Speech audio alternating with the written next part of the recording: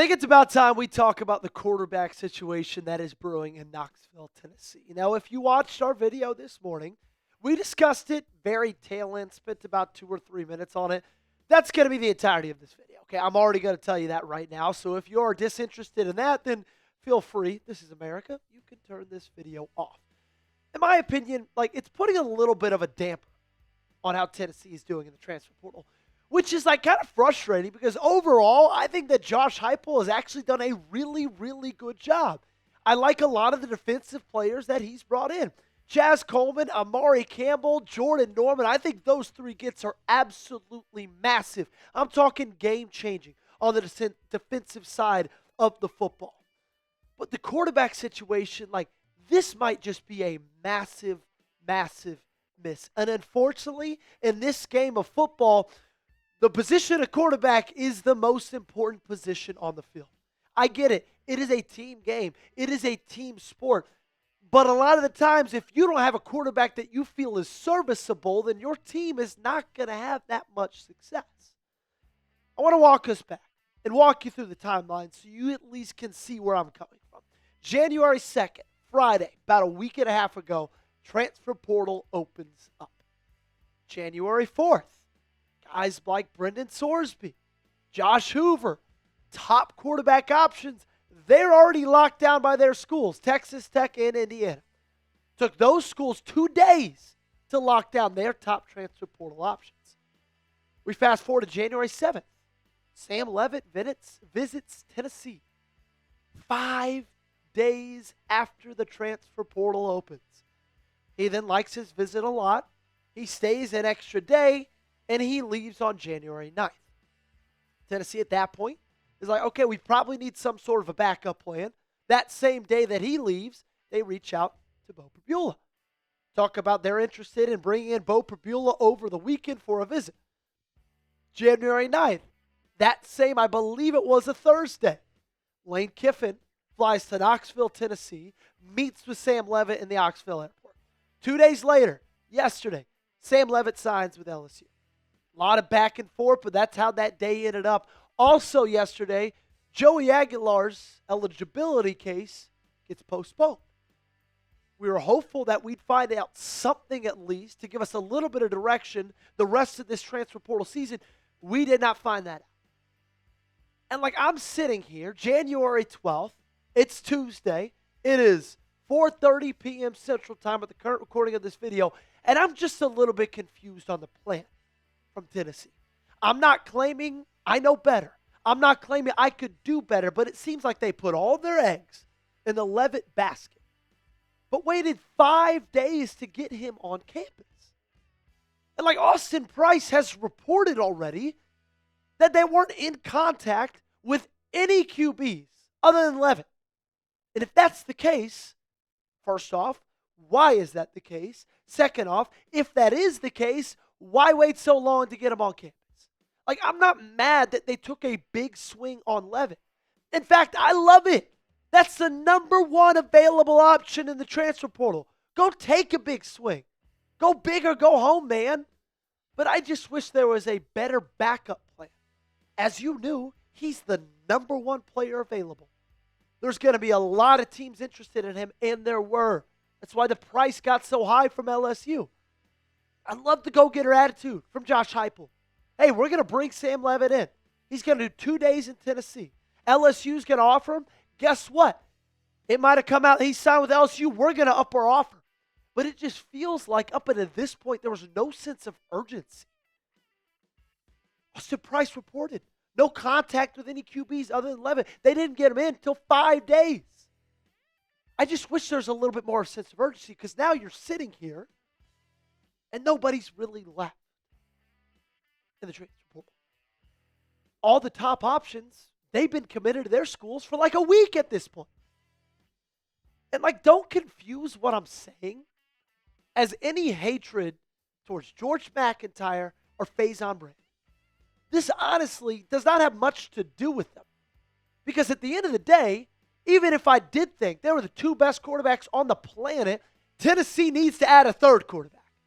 You're not going to roll into the spring. You're not going to roll into the season with just 2 QBs on the roster. That literally cannot happen. And like, if you do think that George McIntyre is the guy, maybe you think Faison Brandon is the guy, I personally don't have as much trust in that being an option for Tennessee in 2026. Because reportedly, now this isn't like legitimate, this is just rumored, Tennessee offered around $6 million for Leavitt. And to me, like, that does not show a ton of trust. Like, if Josh Heupel did have all the trust in the world for George McIntyre to be this team starter, do you think he would offer that much for Leavitt?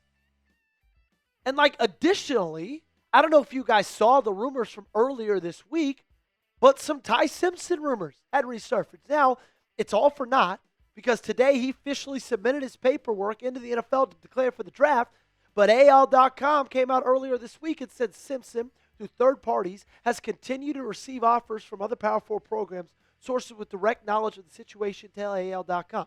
The deadline to officially declare for the draft is Wednesday. At least one program has offered Simpson a deal that totaled $6.5 million to play in 2026, according to one source with direct knowledge. 3 SEC schools have also presented offers of at least $4 million and more to Ty Simpson. Look, I almost guarantee you that Tennessee was one of those schools. If that report is true, then I would put every dime I've ever made in my life, might not be a lot, but I would, that the Volunteers were one of those $4 million schools. Like, I think that George McIntyre can have success at Tennessee, but we know he needs to put some weight on. And like, I also want everybody to realize, if he's not ready, that's not Josh Heupel's fault. Sure, maybe you'd like him to be a little bit more developed than he is, but like, at the end of the day, he's 20 years old. Think about all the young quarterbacks that played college football last season. The guys we made fun of a lot. The Arch Mannings of the world. The DJ Lagways. The Jackson Arnolds. The Nico Iamaleavas. Like, all of those guys. And those dudes were technically in year 3. Both of these guys in year 2. Actually, no, Arch was in year 3. DJ was in year 2. Like, those guys weren't ready. Do you know why? Because being a quarterback in the SEC is hard.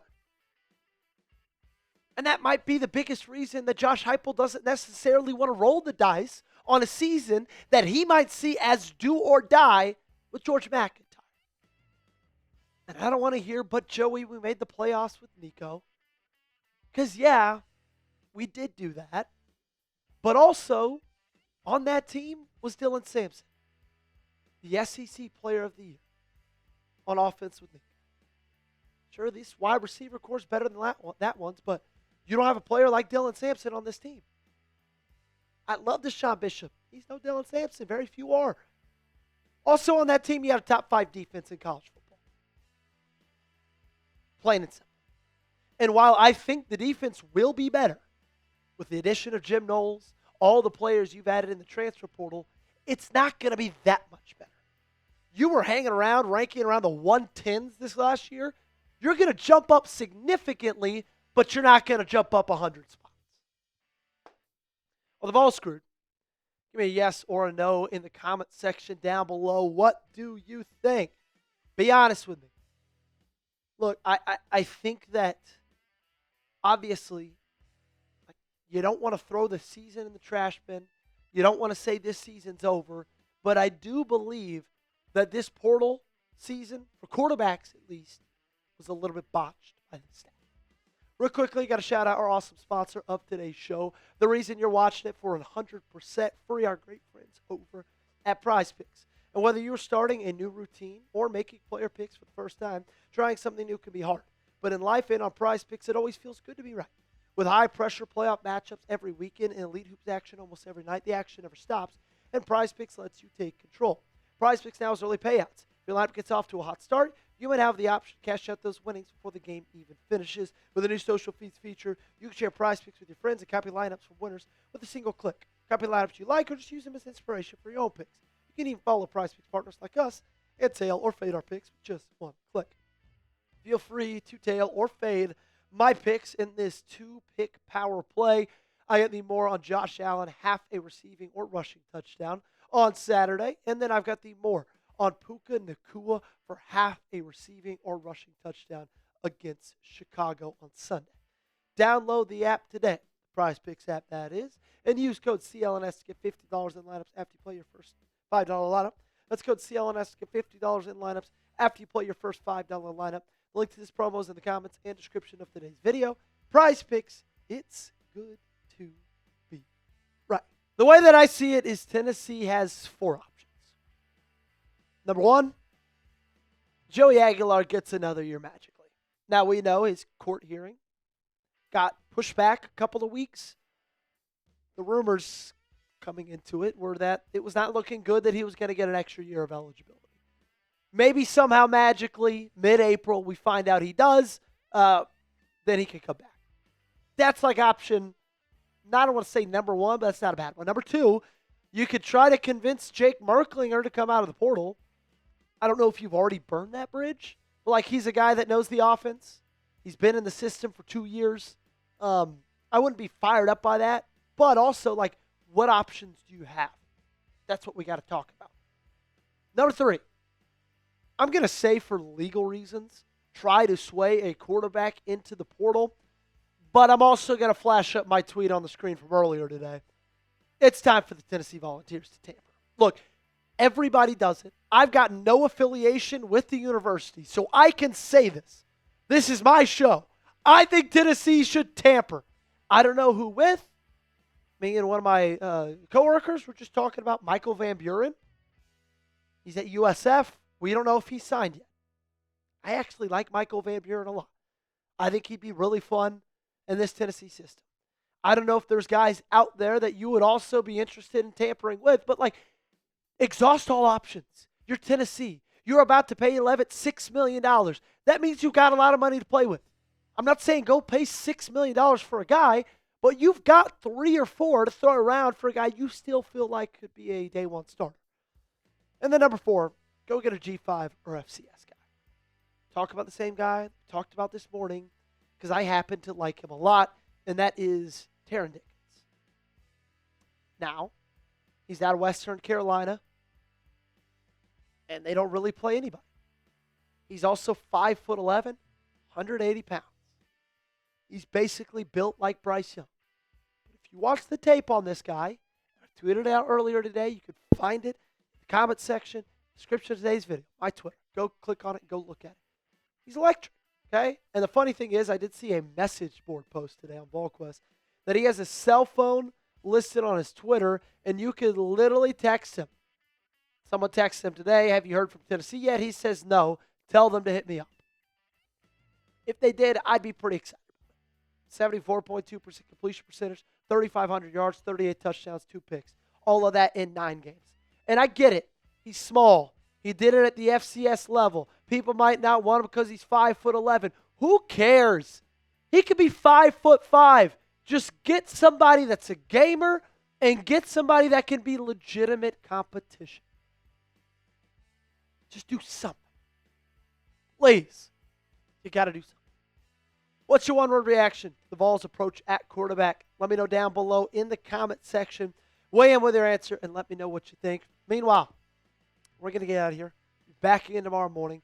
Make sure you guys got me followed on socials at Joey Petersen on Twitter and Instagram, at Joey_Vols on TikTok. Make sure you're subbed, though, okay? 2 videos a day all the way through this transfer portal season. We're going to keep bringing the heat, so make sure you're there to witness it.